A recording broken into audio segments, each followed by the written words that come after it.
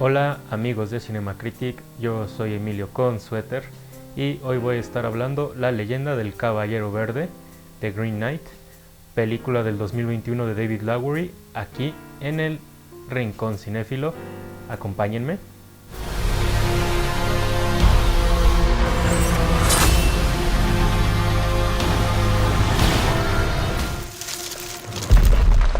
Are you ready?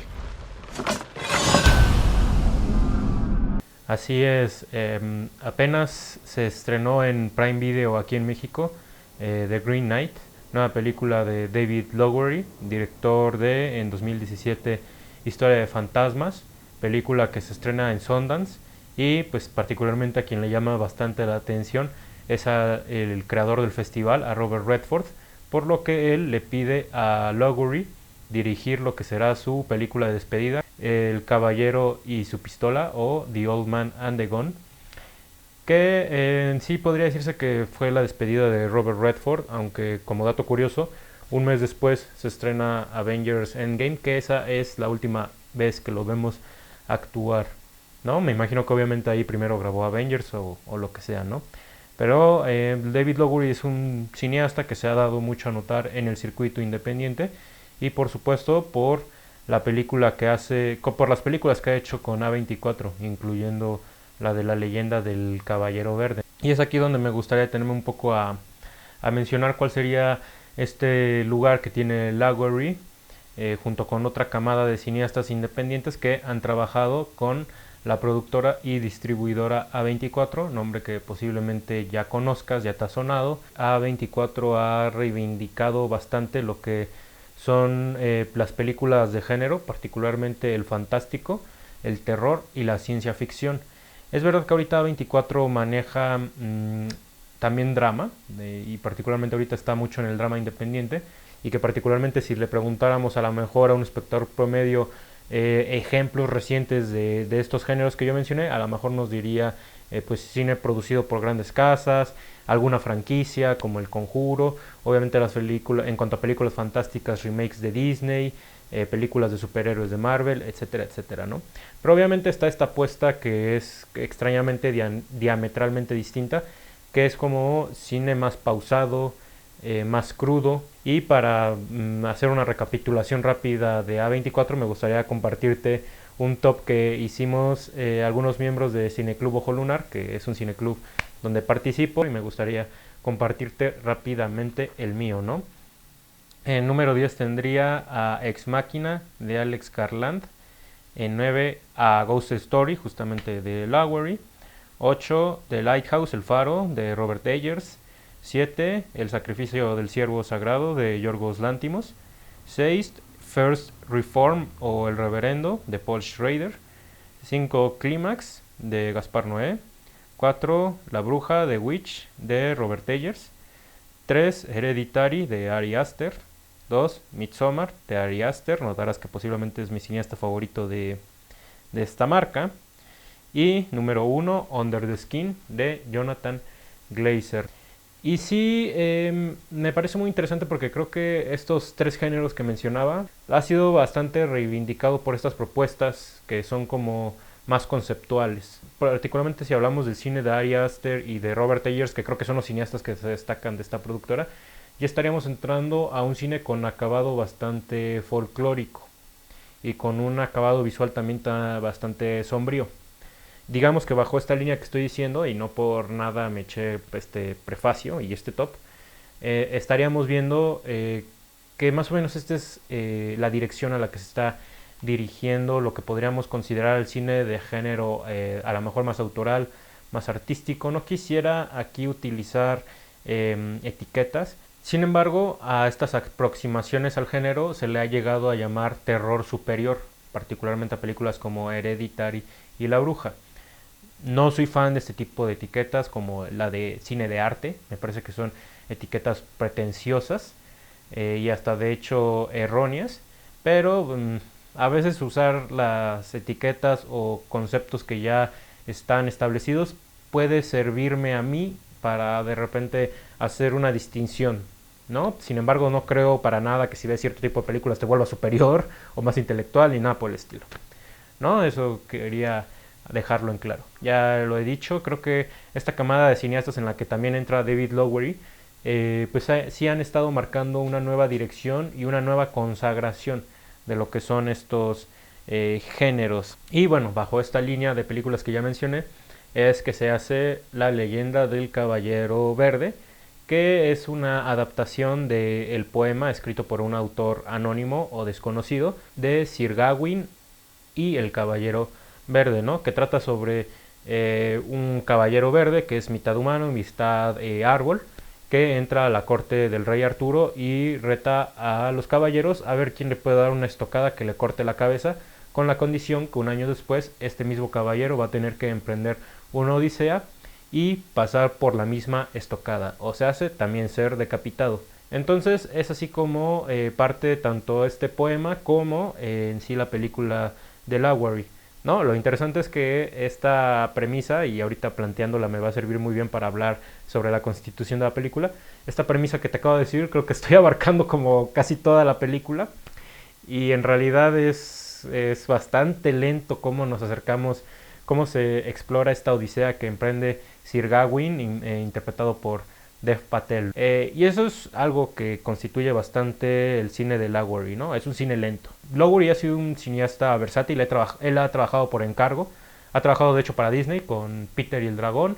Yo ya les decía que Robert Redford le encargó Su Testamento con The Old Man and the Gun, pero particularmente lo que es Historia de Fantasmas y ahora El Caballero Verde, sí la podríamos ver como películas muy lentas. Personalmente creo que prefiero yo, y nomás lo diré una vez, creo que yo prefiero Historia de Fantasmas. Creo que es una película más radical y mucho más certera en lo que nos pretende contar. Sin embargo, El Caballero Verde igual me parece un filme bastante excepcional y bastante único. Con todo y que yo ya he mencionado que tiene un acabado que me recuerda a otras películas folclóricas, entre ellas también incluiría El Renacido o incluso The Nightingale. Son películas de personas que tienen que emprender una odisea mortal en el bosque, ¿no?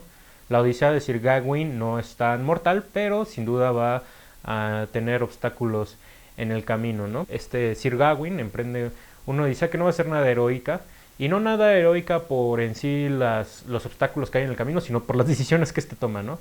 Este es un personaje que que cae muy seguido en tentaciones, que normalmente no va a tomar la opción más valiente, incluso el único acto de caballería que hace en sí es pues en sí uno un tanto sencillo, ¿no? Digo, no es por demeritar el personaje ni nada por el estilo, solo sí creo que aquí hay una deconstrucción hacia lo que es el modelo del caballero.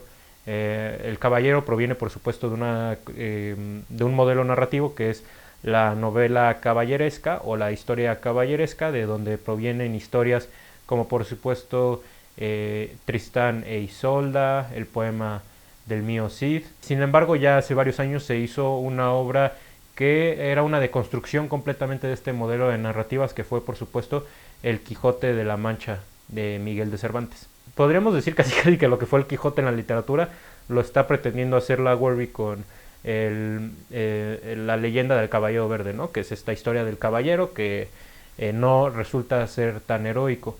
En el último tramo, Lowery que por cierto, Lowery escribe, dirige y edita esta película, así como escribe, dirige y edita A Ghost Story. Toma una decisión en el último tramo de la película que me parece muy interesante, que es que el personaje hace una larga reflexión sobre la decisión final que va a tomar.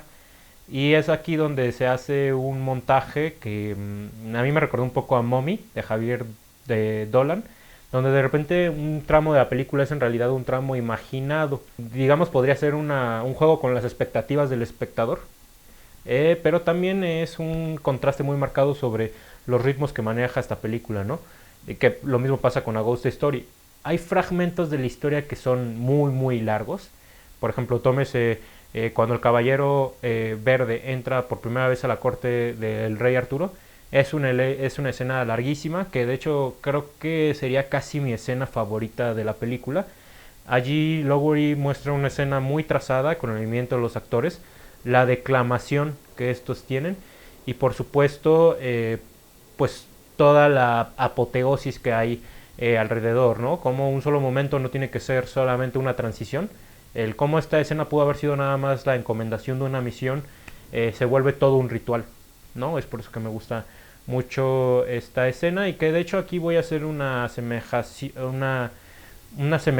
con una película de este año que es Duna de Denis Villeneuve. Seguramente aquí muchos van a alzar la ceja y van a decir que cómo, ¿no? Pero si se dan cuenta, Duna es también esta historia narrada de manera poética y que en vez de buscar llegar a sus momentos de manera directa, es expandirlos, ¿no? Es hacer todo más grandilocuente y por ende, pues, tener una narrativa más poética, pero también más trascendental.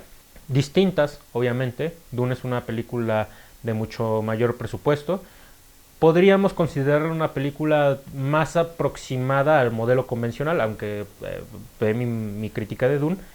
Para nada creo que Dune sea una película convencional, pero sí, digamos que El Caballero Verde es una película más radical, más exigente y mucho más retadora en el tono que maneja, bueno, en el ritmo que maneja. Ahora sí que para esto véase Historia de Fantasmas, que se dice que Historias de Fantasmas, si pasas los primeros 20 minutos, el resto de la película se te hace más llevadera, ¿no?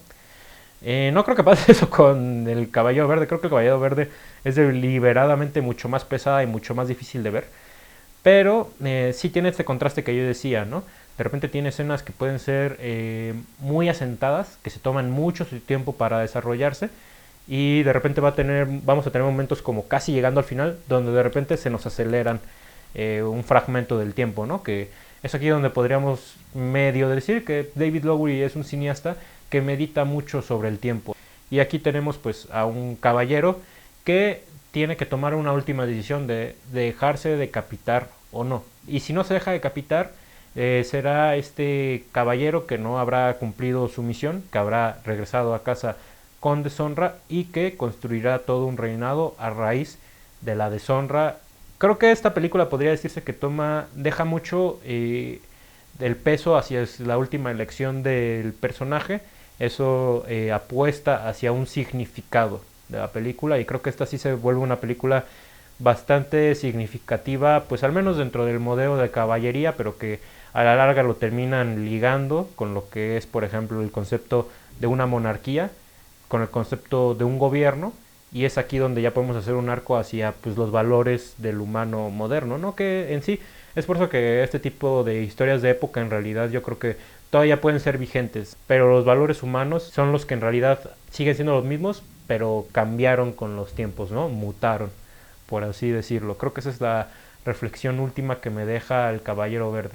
Seguramente habrá quien ya desde ahorita la considere dentro de sus películas favoritas del año, dentro de sus favoritas del exponente fantástico, etcétera, etcétera, etcétera, pero al final eso es subjetivo y le vale a cada espectador lo que le quiera importar, ¿no? Sin embargo, ya dejando hasta aquí mi comentario, yo le doy a la película una calificación de 4 estrellas y media de 5.